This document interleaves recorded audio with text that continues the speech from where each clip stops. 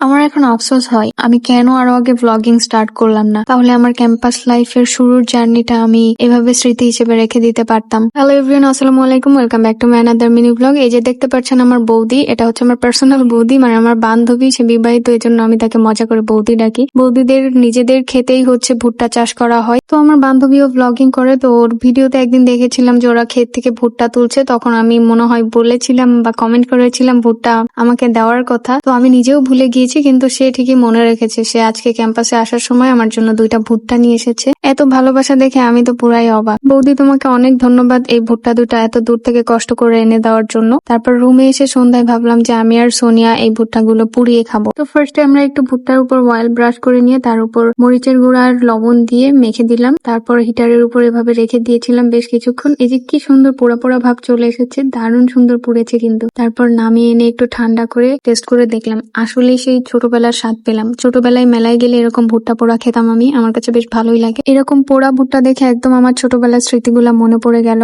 জুনিয়রদেরকে বলছি, তোমাদের একটু কষ্ট হলেও হলে থাকা ট্রাই করবা, হলে না থাকলে ক্যাম্পাস লাইফের অর্ধেকই মিস হয়ে যাবে। তো আজকে এই পর্যন্তই, সবাই ভালো থাকবেন, আল্লাহ হাফেজ।